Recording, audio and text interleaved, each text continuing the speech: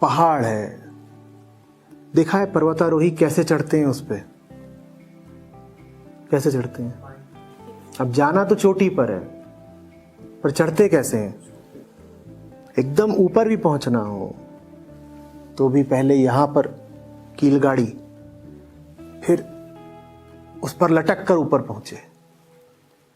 हम जहां हैं उससे थोड़ा सा ऊपर कुछ गाड़ दो और उसकी सहायता लेके और ऊपर हो जाओ, फिर और ऊपर, फिर और ऊपर, फिर और ऊपर। यही है चेतना का ऊर्ध्वगमन।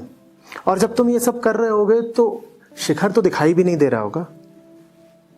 आप चढ़ रहे हो एवरेस्ट पर या कंचनजंगा पर, आपको चोटी दिख रही होती है क्या? पता नहीं कहां है चोटी, आपको कहां से दिखेगी, आप अभी नीचे हो। तो अपने से ऊपर, अपने से जरा सा ऊपर कुछ पालो, उसका सहारा लेके ऊपर चढ़ जाओ, फिर थोड़ा और ऊपर, फिर थोड़ा और ऊपर, फिर थोड़ा और ऊपर। एक झटके में नहीं होगा, धीरे धीरे करके थोड़ा थोड़ा ऊपर जाते जाओगे। लेकिन अभी बात नहीं पूरी हुई। ये थोड़ा थोड़ा ऊपर जाने के लिए लक्ष्य तो शिखर ही होना चाहिए। दोनों बातें चाहिए। लक्ष्य हो चरम,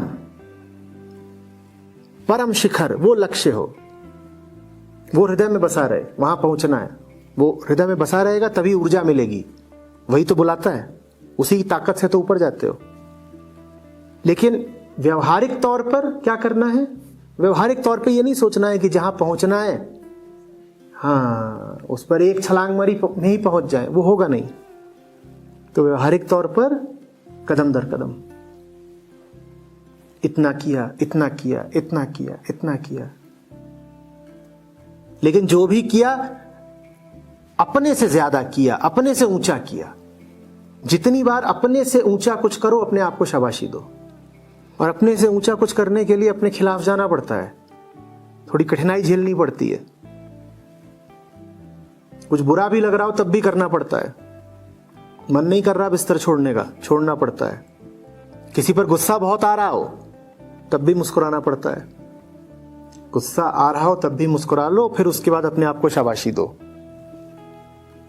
कुछ किया, अपने खिलाफ किया, अपने से आगे जाकर किया, अपनी सीमाओं का उल्लंघन करके किया।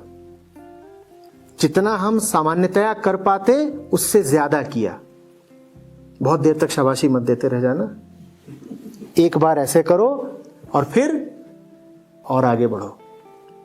अपने खिलाफ जाए बिना कोई आध्यात्मिक प्रगति संभव नहीं है। जो आदमी अपना विरोध करने को तैयार नहीं, वो वहीं पड़ा रह जाएगा जहां वो है। जिन्हें तरक्की चाहिए उन्हें अपने खिलाफ जाना ही पड़ेगा। ऐसे कह लो, अगर अपना प्यार पाना है तो अपने खिलाफ जाना सीखो। या तो अपना प्यार पालो या अपनी सुरक्षा कर लो, दोनों एक साथ नहीं होंगे। या तो उसको पालो जिससे प्रेम है, या फिर उसे बचा लो जो तुम बने बैठे हो। दोनों एक साथ नहीं होंगे कि जो तुम बने बैठे हो वो बचा भी रहे और जिससे तुम्हें प्रेम है वो हासिल भी हो जाए। ये एक साथ नहीं होता। तुम यही देखना ही चाहते हो कि मेरा दिन कैसा है, तो फिर तुम्हें गणना करनी पड़ेगी कि पूरे दिन में कितनी बार या कितनी देर तक मेरी नीयत कैसी थी। और कोई तरीका नहीं है, हिसाबी किताबी होना पड़ेगा। ऐसे कर लिया करो, सुबह उठो, लिख लो कि अगर नीयत अच्छी है मेरी तो आज दिन में मुझे ये 6 काम कर लेने चाहिए। और रोज रात तक देख लिया करो कितने करे, उससे नीयत का पता चल जाएगा।